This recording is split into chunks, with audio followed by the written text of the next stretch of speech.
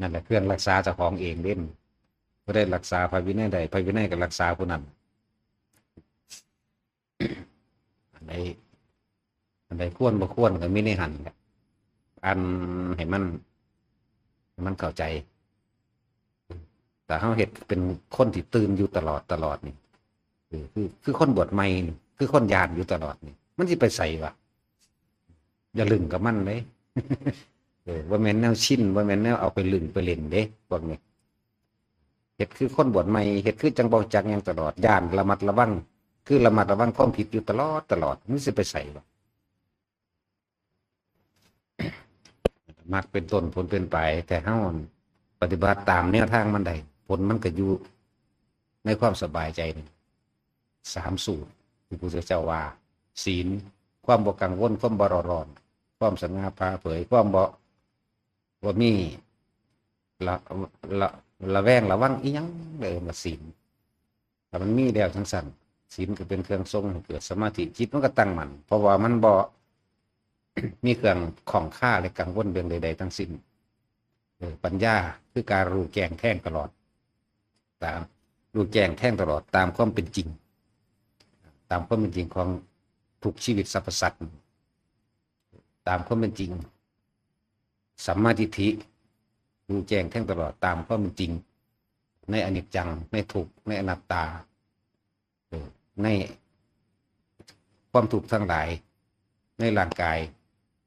ในสาเหตุแห่งทุกข์ในหนทางแห่งการดับทุกข์และทุกข์ดับไปก็รู้แจ้งไม่หันหลายๆคนยังบ่ทันเข้าใจตัวหนึ่งอยู่เด้อที่ว่าพวกที่สัจฉยะพวกพุทธวจนะเด้อที่จริงกับพุทธวจนะอันเดียวกันเบิดนี่เพียงแต่ว่าเฮาบ่เว้าคำนี้เพราะคำสอนพุทธเจ้าซื่อรู้แจ้งแทงตลอดด้วยความเห็นเป็นอย่างดีหมายความว่าท่องจำกับคล่องปากขึ้นใจรู้ความหมายในบทอรรถะและพยัญชนะรู้ความหมายในหันคือยังรู้ความหมายของธรรมจักรจังสันรู้ความหมายรู้แก่งแท่งรู้โดยความเห็นอย่างดีเข้าใจสรุปลงได้อ๋อเฮ็ดแบบนี้ได้แบบนี้เฮ็ดแบบนี้สรุปแบบนี้เป็นแบบนี้เอิ้นว่ารู้แจ้งแท่งตลอดโดยความหมายเป็นอย่างดีบ่สูญหายดอกผู้ใดที่มีการสวดมนต์สาธยายอยู่ตลอดพวกนี้ที่เป็นของฝังจิตฝังใจไปดอก จังหวะคำว่ารู้แจ้งแทงตลอดด้วยความเห็นเป็นอย่างดีก็คือรู้ความหมายในบทที่ตัวเองกำลังสวดสาธยายอยู่นั่นเองสั้นบานี้การที่สิละจริงๆนั่นน่ะบ่แม่นละโดยการทำความเห็นตรงใดแค่นั้นเด้ทำความเห็นตรงรู้แจ้งแทงตลอดการที่สิละจริงๆนั่นทุกสิ่งทุกอย่าง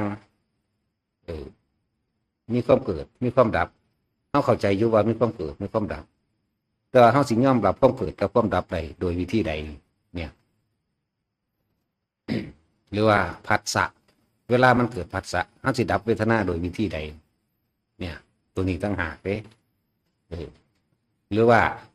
ใส่คำว่านันทิราคะสหคตาตัตตระเป็นนันทินีเสยยะถีทังนันทิคือความเพลินความเมาความตรึกความตรองก็ให้เกิดความรู้สึกพอใจมั่งไม่พอใจมั่งเนี่ยนั่นสิละจังใดการละคือการอยู่กับลมหายใจบ่แม่นการทำความเห็นโดยสรุปด้วยเหตุผลด้วยตรรกะสรุปลงได้นี่คือการทำความเห็นตรงเข้าใจรู้แจ้งตลอดตามความจริงเป็นทั้งสั้นแต่ว่าไอ้ความรู้สึกจริงๆของเจ้าของนี่บัดนี้ตัวจริงของเจ้าของละแบบใดนี่นั่นแหละถ้าจากละนั่นทีก็คืออยู่กับลมหายใจไว้ตลอดเกาะลมไว้เกิดจังขึ้นกลับเข้ามารู้ลมหายใจเข้าออกละคิดเด้ละความคิดก็เลยเอาลมหายใจเป็นเครื่องล่อความคิดว่าให้มันเข้าไปนึกไปตรึกไปตรองกับผัสสะที่เฮาไปกระทบกระทั่งกับผู้นั้นคนเฮาสิโมโหต่อกันใดเนี่ยเอาคนบ่เคยเห็นกันกับช่างมาเห็นกันพอตะคุยกันปั๊บรู้สึกว่าคุยบ่เข้าหูมันก็บ่เข้าหูเว้าเป็นตาสั่งเว้าแบบนั้นแบบนี้นี่คือมันคิดแล้วเนี่ยกระทบกระทั่งเกิดผัสสะ ต่อกันแล้วมีอารมณ์คำว่าผัสสะมีอารมณ์แล้วมีอารมณ์บ่พอใจแล้วพอความคิดนึกตึกตรองเกิดเวทนาไม่พอใจระบาดเอาระบาดพบเกิดระบาดเนี่ยจังหวะเหตุจังใดมันสิละได้กลับมาลมหายใจเลยนี่ตั้งหากมันบ่ได้เลยทีเดียวกลับมาดูทำบ่อยๆทำให้มากเดี๋ยวก็ชินเองมีตั้งหากเด้อเห็นผ้ากันเบาก็เบาถูกต้องก็ดอกแต่ว่าตามความจริงจะของทำไรแบบนั้นหรือยังคือเข้าไปปลาไปอยู่ป่าซ่าเลื่อนว่าทำเงื่อมผาได้ก็แล้ว แต่ไปผู้เดียวเหตุจังใดเข้าสีเศร้าหยานก็ต้องอยู่กับลมนั่นอยู่กับลมให้ได้อย่าไปอยู่กับอย่างอื่นก็ต้องไปหาอย่างอื่นมาเป็นวิธีป้องกันความยานเจ้าของหลายคนยังอาศัยสิ่งอื่นนอกจากตนอันเป็นของนอกมีสิ่งศักดิ์สิทธิ์อย่างคือเอาพระเครื่องหรือเอาอันใดอันหนึ่งมาเป็นเครื่องป้องกันตัวเอง เพื่อให้หายความกลัวบ่มีท่าบ่หายมีวัตถุกรรมอยู่เลยแม่นจะเอาพระพุทธรูปตั้งครอบเจ้าของไว้อยู่กับยานคือเก่าเพราะว่ามันอยู่ใส่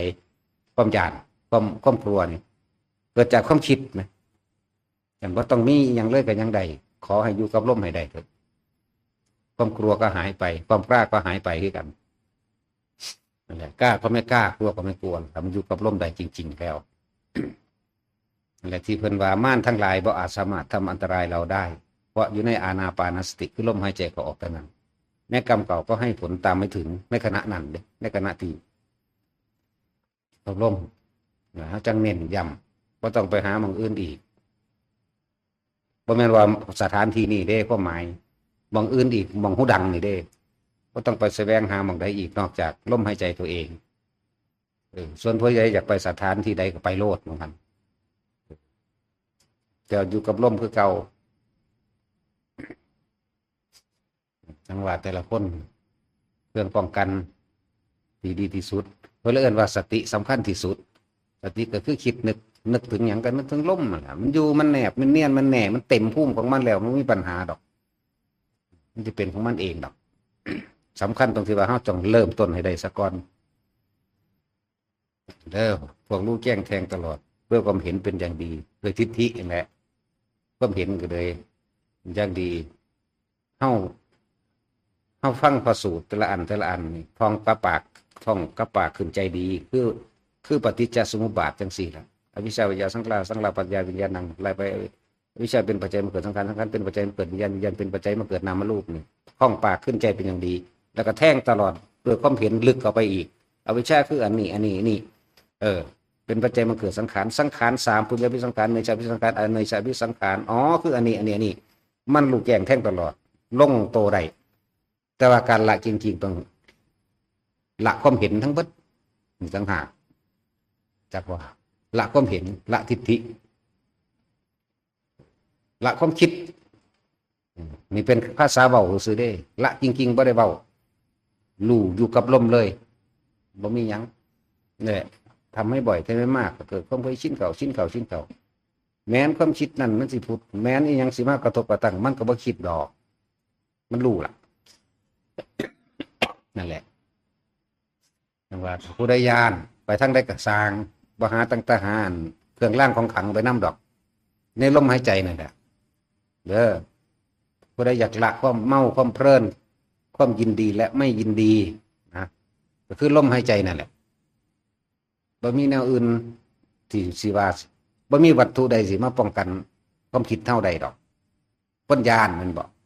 ก็ต้องเอามันก็ต้องเกิดจากความคิดเป็นอย่างกล้าก็เกิดจากความคิดกลัวก็เกิดจากความคิดถ้ายุดความคิดได้เรียกว่าเอาลมหายใจเป็นเครื่องหล่อความคิดบ่อยมันคิดมันเป็นอุเบกขาเองดอกอยู่กับลมไปลมมา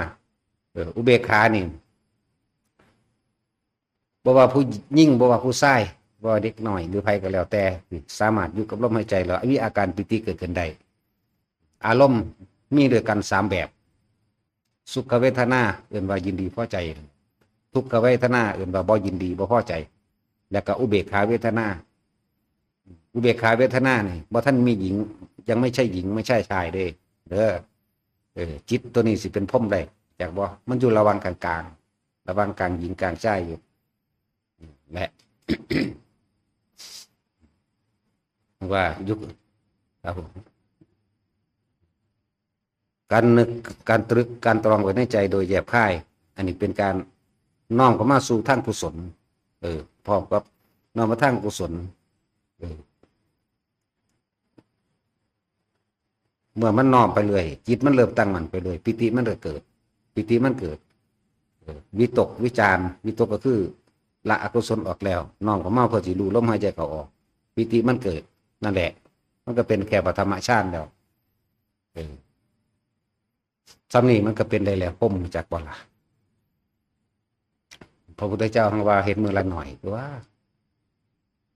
มือละแค่ลัดของมือเดียวพะนะหน่อยโพดหลายๆก็นั่นไงแค่นั้นเขามือหนึ่งคันว่าเราก็กล่าวว่าผู้นั้นเป็นผู้ไม่ห่างจากฌานเลยจะเก่าไปย้ายกับผู้ที่ทำให้บ่อยทำให้มากทำให้ชินทำให้เป็นดุจดังยางดูนี่บ่อยมากชินดุจดังยางอานิสงส์แห่งการรู้ล่มตัวนี้นะเขาเพิ่งได้อรันตผลในขณะมีชีวิตอยู่ถ้าไม่ได้ขณะมีชีวิตเขาเพิ่งได้ตอนขณะที่สิ้นใจพอดีใจขาดกับอรหันตผลเกิดถ้าบ่ได้ในขณะนั้นอีกเพิ่งเข้าสู่อนาคามีอีกพวกน่ะธรรมดาบอกแล้วตกข้างก็ว่านั่นตกข้างต่ำๆแล้วตกข้างพ่มแต่จริงเข้ามาฟังธรรมตรงๆแบบนี้ตรงๆเลยนี่สอนแบบพระพุทธเจ้าเลยละอันนี้บ่มีอ้อมค้อมสอนออกจากความรู้สึกเอาออกจากประสบการณ์พร้อมแล้วก็บ่หนีออกจากพระสูตรบ่หนีออกจากพระไตรปิฎกพร้อมสื่อวันบาลีว่าจังสี่ความรู้สึกมันโดยค้นว่าจังสี่เลยนี่สอนแบบนี้เลยนี่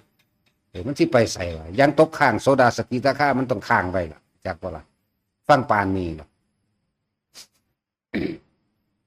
ขึ้นอยู่กับเฮาขึ้นอยู่กับเฮาเฮ็ดเอาเด้อ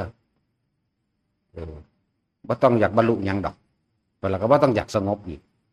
แต่ว่าให้รู้อยู่กับลมหายใจนั่นเป็นจังซั่นให้พยายามอยู่จังซั่นอย่าทิ่มต้นแรกของมันอย่าทิ่มฐานใหญ่ ฐานก็คือลมหายใจฐานของผู้รู้ก็คือลมหายใจนี่แหละหนีจากลมบ่ได้มันก็ไปน้ำมันอื่นโลดไปเรื่อยถ้าคนรู้ลมหายใจเข้ารู้ลมหายใจออกปิติเกิดว่าปฐมฌานแล้วต่อมาเฮาไม่คิดไม่นึกสิ่งใดสิ่งหนึ่งแต่มีสติรู้อยู่ตรงหน้าคือเดินย่างงอกๆไปนี่เกิดอาการปิติเกิดขึ้นระวังหัวระวังกลางหน้าผากเนื้อขึ้นมานั่นแหละเป็นชั้นที่สองแล้วต่อมาจิตเบากายเบาบัดจิตเบากายเบาว่างๆโล่งๆอยู่ก็เป็นชั้นที่สามนั่นมีสติสัมปชัญญะรู้สึกตัวทั่วพร้อมได้บานสิ่งใดสิ่งหนึ่งเกิดปั๊บมันจะบรรลับพอมาดอกมันเลยรู้อยู่สั่นแหละรู้อยู่หันเห็นอยู่หันได้กินอยู่หันเนี่ยเห็นเอาแต่ละคนมีโอกาสแล้วอย่าพลาดโอกาสบ่แม่นโอกาสอยู่นี่เด้โอกาสอยู่นำเจ้าของเองเด้อโอกาสอยู่ที่ตัวเองเด้คนแนะให้คักปานนี้ล่ะขึ้นอยู่กับตัวเฮาไปเฮ็ดเอาเด้จะพลาดโอกาสได้ความรู้ขนาดนี้แล้ว ปิติแบบใดก็บอกไปเบิดบอกเบิดทุกแบบเลยไล่เอาจนละเอียดจนบ่ให้มีข้อสงสัยซ้ำยังสงสัยอยู่เก่าล่ะคนบ่เคยเป็นนะ ฟังย้อนหลังเอาล่ะปิติแบบนั้นปิติแบบนี้บอกเบิดเลยทุกแบบทุกอาการแม้กระทั่งนิมิตต่างๆอันเกิดก็สิเป็นนิมิตต่างๆเกิดจากอำนาจสมาธิดอกจิตมันตั้งมั่นแล้วอุปจารสมาธิมันเกิดนิมิตต่างๆคืออุปจาระว่าสิไปเห็นผีฉางนางใหม่เทวดาทั้งใดก็ช่างนั่นแหละถ้าเฮาบ่สนใจกับมันล่ะมันก็บ่มีหยังบ่สนใจคือบ่นำเข้ามาคิดรู้มีสติตั้งมั่นอยู่กับลมโลด สั้นทั้งว่าเฮ็ดเอามันบ่มีไผเฮ็ดให้ไผใดได้อยากได้แบบใดเฮ็ดเอาแบบนั้นไปก็ดีโอกาสอยู่นำเฮาเด้อนี่บ่แม่นโอกาสอยู่นำสถานที่นี้บ่แม่นว่าโอกาสมีอาจารย์อยู่บ่แม่นแบบนี้เด้โอกาสอยู่นำเฮาเข้าใจดีแล้วเฮาก็เฮ็ดนำได้ มันบ่แม่นของเฮ็ดยากยืนเดินนอนนั่งนอนขาขึ้นห่างอยู่กระได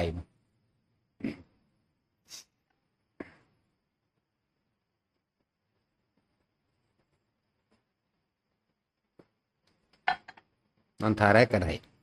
เฮ็ดไปโลดแล้วทุกองค์ชาติเอาปิติเป็นตัวยืนยันว่าแต่ของเป็นผู้ทรงชาติบ่ห่างจากชาติชาติที่หนึ่งที่สองที่สามมีเบิดเนี่ยเดี๋ยวที่สี่มันตัดดอกแต่บ่ได้ปล่อยเขาได้ก็ปล่อยไปโลดเอาบ่นิยมปานใดชาติสี่มันสิไปรัดเอาถ้าเว้ามาแนวนี้มันว่างมันดับสัญญาแล้วดับสัญญาขาดออกจากเวทนาแล้วออกมาแล้วจังพ่อที่คิดได้ซื่อดอกบ่ค่อยเว้าปานใดสมาธิ8ระดับจังซี่มันก็บ่ค่อยเว้าไปดอกอากาสานัญจายตนะอกิญญาณะนี่อันจนถึงอันเนวสัญญานาสัญญาจตนะแค่นี้ก็พอแห้งเหลือกินละแต่ว่าแต่ละคนอยากได้แบบใดเฮ็ดเอาอยู่ที่ตัวเองเด้อบ่ได้อยู่ที่เพิ่นได้บางที่เฮาฝึกหัดปฏิบัติด้วยตนเองรู้เหมือนกันเห็นเหมือนกันคนหนึ่งบ่ปล่อยก็มีเด้คนหนึ่งยังเอามายืนยันตัดสินเอาตัวเองเข้าไปเด้เอาตัวเองเข้าไปปฏิบัติหรือเอาตัวเองเข้าไปรับประกันนี่ยึดมั่นถือมั่นคือเก่าเด้บ่ทันพ้นอันบ่ต้องมีหยังเลยเฮาบ่ยืนยันเฮาบ่ตัดสินใดๆทั้งสิ้นนะบุคคลผู้นั้นจะต้องรู้ด้วยความเพียรพยายามของตนเองเข้าไปถึงสัมผัสด้วยตนเองด้วยปัญญาด้วยความเห็นของตัวเองสิถอนหรือบ่ถอนสิปล่อยหรือปล่อยผู้นั้นได้เป็นผู้ปล่อยเอาเอง ยังว่าเครื่องวัดอริยะเจ้าคือศีลโดยที่ว่าบ่มีจิตนะคิดร้ายทำลายเบียดเบียนให้ผู้ใดผู้หนึ่งเสียชีวิตและทรัพย์สินตลอดทั้งทุกสัตว์นี่เป็นเครื่องวัดอริยะเจ้าตั้งแต่โสดาจนว่าฮอดอรหันต์เลยมีเครื่องวัดที่นี่การละคือละอารมณ์อรหันต์บ่มีอารมณ์กับไผพอใจและไม่พอใจถูกดับไปแล้วมีเรื่องกระทบกระทั่งเกิดดับก็ดับเท่านั้นบ่มีอย่างอีกนอกนั้นก็วัดเจ้าของเอาเองตัววัดความรู้สึกเจ้าของเอาเองบอกเบิดสุแนว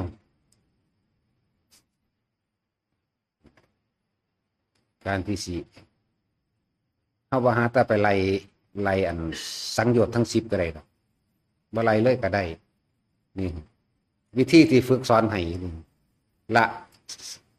โอลัมภคิยะสังโยชน์5เลยทีเดียวละตัดขาดเมื่อว่าตาหาเด้มันเป็นหอด7พุ่นเด้จากคนสักยะทิฏฐิเรื่องร่างกายมันบ่แม่นเฮาบ่กลับขึ้นมาพิจารณากับมันอีกดอกเรื่องร่างกายสักยะทิฏฐิวิจิกิจฉาเสื่อพระตุปมาทเฮาบ่กลับมาคิดกับมันแล้วแนวหมู่นี้จังได๋มันก็เป็นของเฮาบ่อยู่ในอำนาจใจของเฮาบ่อยู่ในอำนาจที่เฮาอยากให้มันเป็นเลยร่างกายนี่นั่งย่ำใดก็สร้างว่าสิมึงจะเก็บคือเก่ามึงจะปวดคือเก่ามึงจะร้อนมึงหนาวมึงเป็นคือเก่านี่คือเฮาบ่นำเข้ามาคิดแล้วเฮาฮู้แล้วว่าอนิจจังอนัตตา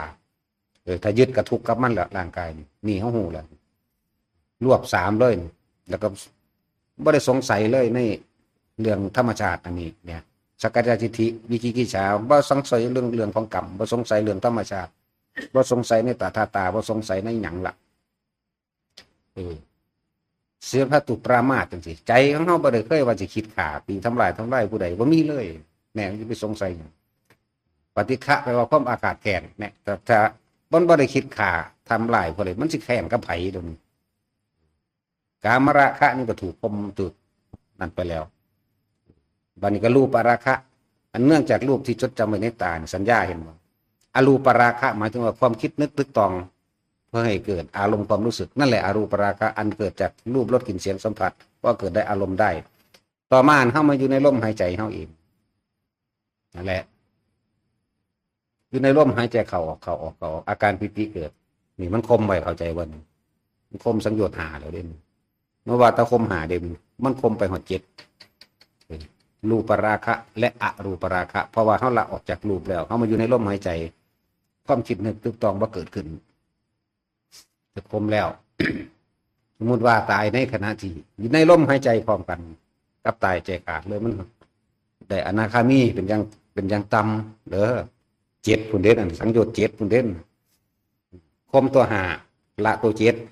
แต่มันได้ก่อนตายใช่ว่าล่ะสักกายทิฏฐิวิกิกิจฉาเสวัตุปามาปฏิฆะกามราคะนี่ข่มตัวหาละตัวเจ็ดถ้าได้บาดตายเด้เจ็ดก็คือรูปราคะอรูปราคะจึงเรียกว่าโอรัมบากยะสังโยชน์อารมณ์ที่จังเข้าไปข้องเกี่ยวอยู่ในรูปในรูปของบุคคลสัตว์สิ่งของตลอดต้องอารมณ์ความรู้สึกที่ยังพอใจและไม่พอใจในรูปรสยินเสียงนี่ตัวเจ็ดนะตายในลมหายใจก็สบายกันนั่นแหละไม่ต้องไปอยากบรรลุยังดอกไม่ต้องไปอยากเห็นยังพร้อมไม่ต้องไปอยากบรรลุยังว่ามีสติกับสัพพัญญะสตินึกได้สัพพัญญะรู้สึกตัวนี่แหละจึงบอกว่าให้ทุกคนเอาอาการปิติมาตั้งไว้ ปิดพัดลมให้ไงปิดพัดลมให้ไงตัวนี้มันผัดเข่าข้อมันจะไอตัวนี้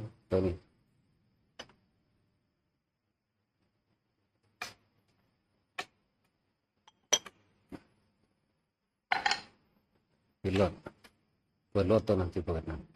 ปิดแต่ตัวนี้แหละ มันล่มเข่าข้อมันไอจากหน่อยมันก็เบิดเสียงละ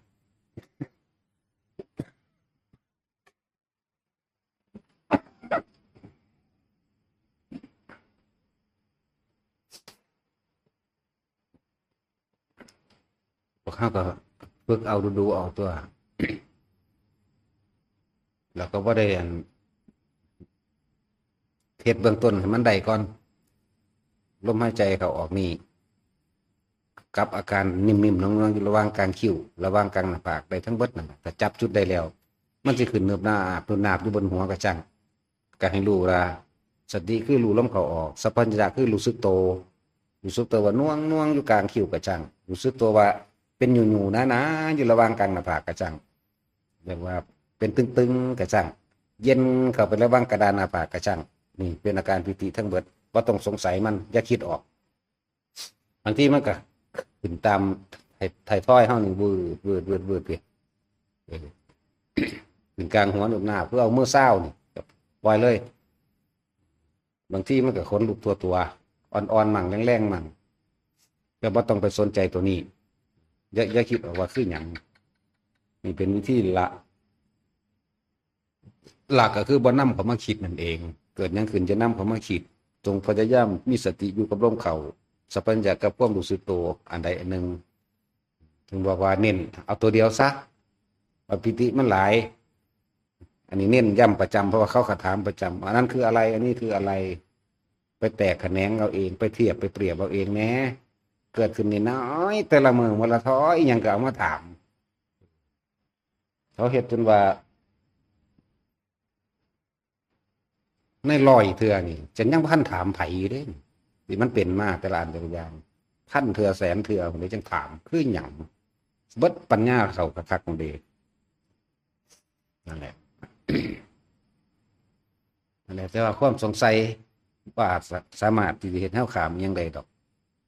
จะไปหาเอาคำตอบแล้วหาเอาคำถามมันมาถามนั่นถามนี่ตัวสิได้แค่คำตอบดอกประสบการณ์ที่สอนเองประสบการณ์ในตัวเองเป็นคำตอบเองในเมื่อว่าเกิดยังขึ้นมาซะแล้วกูสิอยากรู้มึงไปเฮ็ดหยัง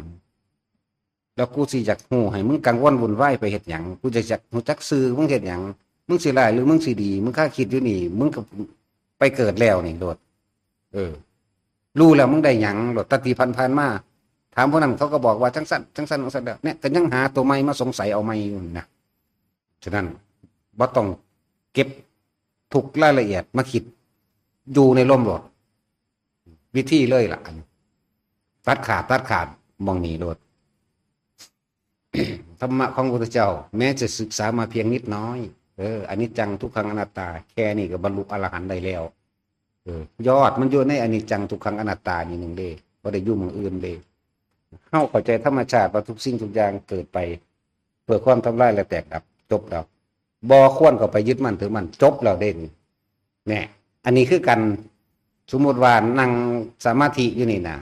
ร่างกายสั่นดุกดักโยกซ้ายโยกขวาโยกหน้าโยกหลังคนหัวลุกปูปับเอา ก็สิไปคิดหามันเฮ็ดหยังบ่ควรเข้าไปยึดมั่นถือมั่นมันก็รู้อยู่กับมันซื่อๆเนี่ยมันก็ดับแล้วเด้เท่านั้นเองเด้มันก็ผ่านดอกซ้ำนั้นตัวใหม่ก็เกิดใหม่อยู่หั่นก็บ่สนใจใหม่คือกันความคิดนี่แหมให้เจ้าสนใจแต่ว่ากายมันรู้สึกได้อยู่ดอกมันสิสายโยกหน้าโยกหลังมันสิหมุนโค้งๆลงกระสานก็หยุดเอาโดยการใส่ความรู้สึกหยุดก็ได้ก็มันสิใหญ่ขึ้นโพ่งขึ้นเต็มห้องทะลุขึ้นท้องฟ้าก็มีเบิดนั่นแหละหลายพวกแต่ที่มันเป็นมาในสิ่งเหล่านี้บางทีก็เป็นเจ้าของออกไปย่างอยู่ทั้งนอกจังซี่ก็รู้ซื่อๆบ่ได้ไปคิดหาหยังเป็นตัวเองอีกตัวหนึ่งไปนั่งอยู่จังซี่ออกไปอยู่ข้างนอกแต่มันยืนขึ้นจากไปไสก็ฟึบไปเลยก็ได้แต่มันบ่สงสัยแล้วสิไปหยังของมันดอกมันสิกายทิพย์หรือว่าทิพย์ก็สร้างแม่มึงดอกจักว่าล่ะเขาบอกความนั้นความนี้ก็สร้างอย่าไปสนใจนำน่ะกายทิพย์ไปจังซั่นกายทิพย์แปลงสิมึงทิพย์โลดมันก็ทิพย์ทุกๆบ่สนใจดีกว่าเนี่ยบ่นำเข้ามาเลยหลายอย่างที่เป็นมานั่นวิธีละก็คือบ่ต้องคิดหาเหตุผลกับมันถ้าคนมันสิปล่อยวางสักอย่างมันบ่มีเหตุผลดอกนี่แหละคือตัวที่เจ้าของต้องควรใส่ใจตระหนักรู้ไว้เด้อตระหนักรู้ไว้เกิดหยังขึ้นก็สร้างบ่ต้องไปคิดหยังลมหายใจกับความรู้สึกโตนะมันบ่หนีจิตหนึ่งที่เพ่งอยู่ในอารมณ์ที่เป็นหนึ่งดอกอารมณ์ที่เป็นหนึ่งนั้นเป็นอุเบกขาอยู่แล้วเป็นอุเบกขาเด้บ่คิดหยังเด้มันยังเกิดขึ้นปิติต่างๆเราต้องไปสนใจนำเข้ามาวิธีการฝึกกันนะบางคนนั่งเข้าใจว่าสิเฮ็ดยามใดสิให้เหลือบตาเบิ่งปลายจมูกอยู่จำนั้นมันบ่แม่นเด้นั่นเป็นวิธีทำให้เกิดขึ้นหลักการปล่อยถิ่มเด้อยังถามอยู่หั่นนะมันบ่ได้กึ่งอยู่จังซั่นเด้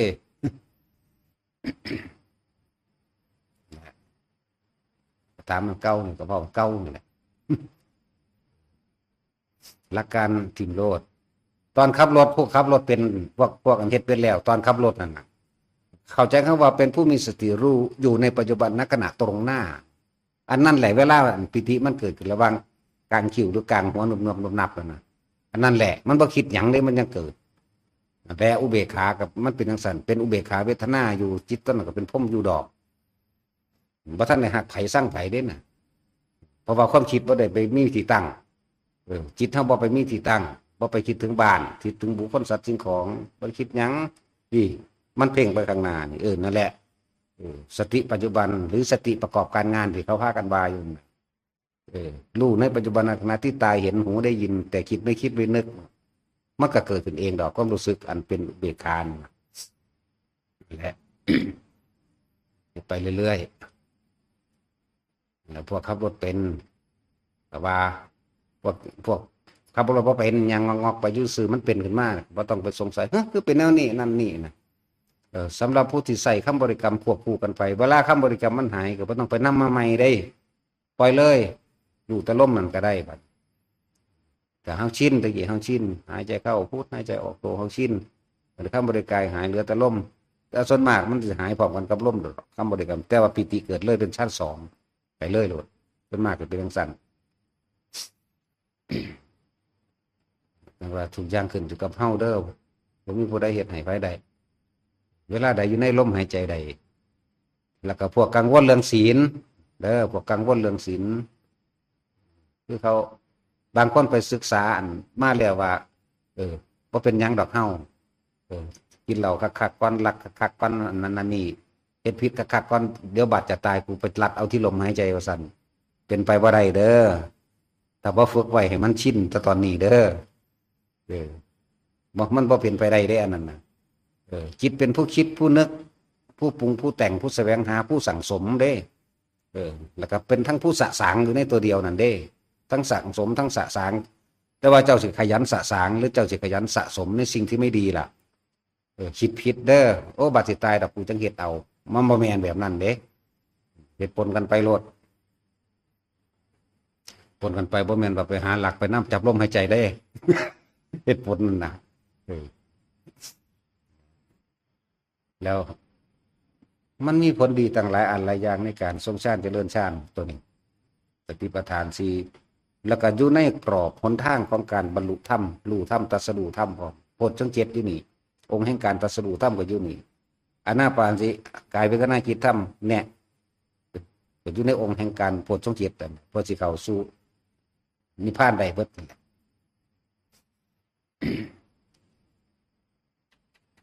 แล้วคนที่เฮ็ดเป็นแล้วก็เฮ็ดดูเอาชั่วโมงละเทื่อชั่วโมงละ2 วินาที3 วินาทีชั่วโมงนึงคิดนึกได้ยังได้ก็กลับมาลมหายใจปั๊บมันก็เป็นไปเรื่อยเป็นไปเรื่อยนั่นแหละมันจะเป็นเหตุแห่งการสมปรารถนาในโภคทรัพย์ความมีอยู่ไม่กินกิจกรรมกิจการการงานก็จะค่อยดีขึ้นดอก3-4 เดือนขึ้นไปก่อน3 เดือนขึ้นเดือน4เห็นผลเห็นไปเรื่อย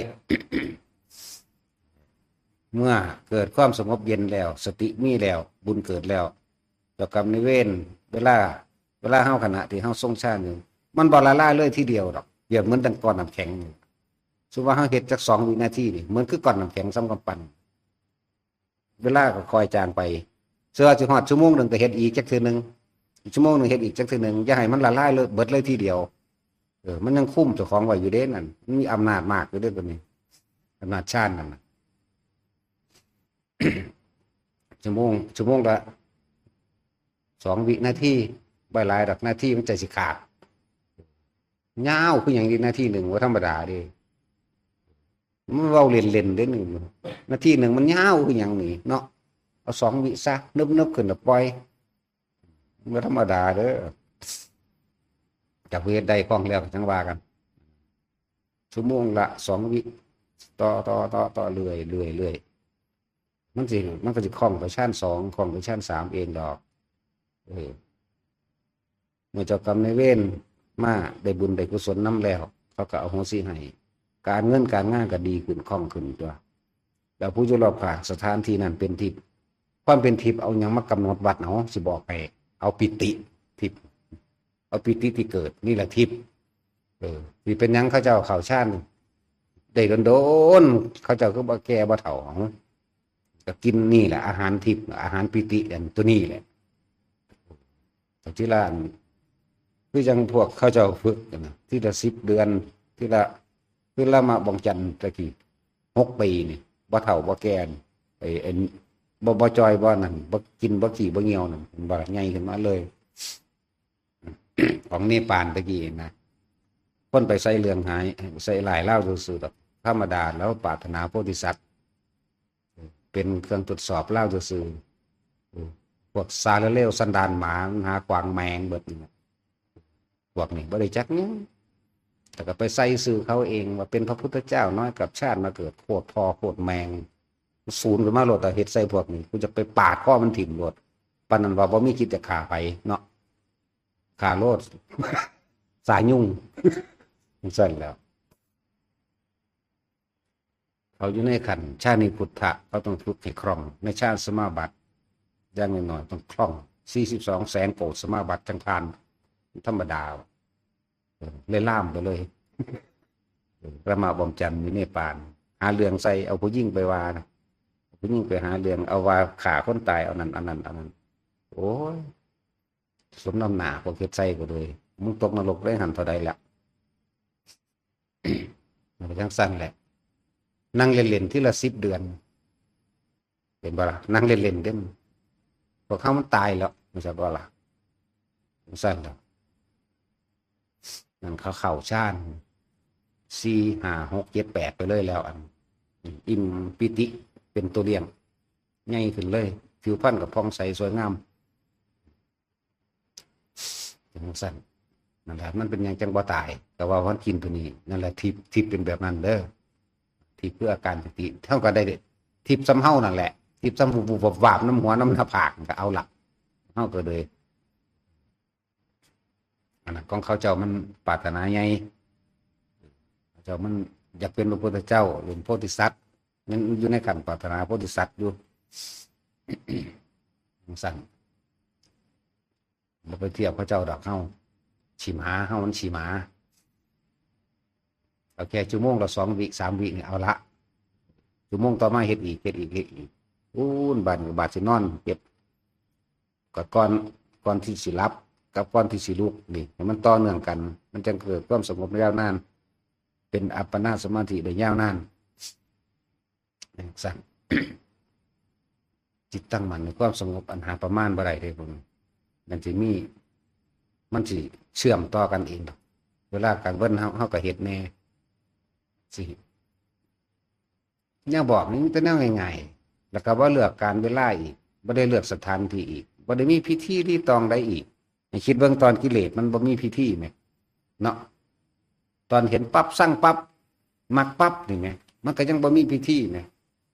ตอนสิดับกิเลสก็คือบ่ดับได้ปั๊บเพื่อกันโหลดนั่นนะนึกเข้ามาหาลมปั๊บโหลดไปหาดอกไม้ของหอมมาเห็นอย่างไปหาใส่สุดขาวสมาทานอย่างแต่ว่ากับผ้าธรรมดามันอยู่ในพิธีซื่อๆก็แล้วก็บ่ให้ติดพิธีเด้อบางคนเวลาจะเห็นยังได้ไปกึ่งยุ่งสีโอ้ยมันบ่แม่นแบบนั้นแค่มีสตินึกเข้ามารู้ลมเข้าออกมันก็น่วงขึ้นเองดอกไปง่ำข้อยังอยู่หันก็มีบ่แม่นเด้อว่าทุกคนนี่เล่งตนเองอย่าไปสนไผอยู่ในตัวเองโลดอยู่เป็นคืออยู่กับตนเองเด้ออย่างสั่น อยู่ให้มันเป็นอยู่ในร่มจะไปยุ่งเรื่องของไผ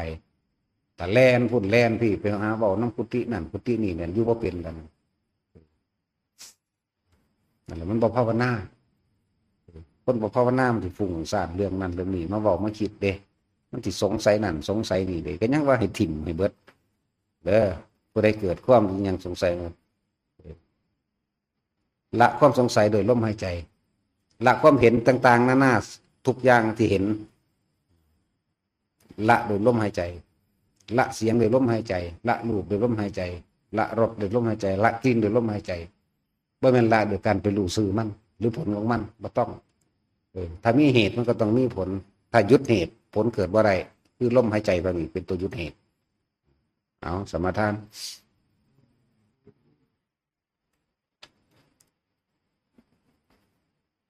นะ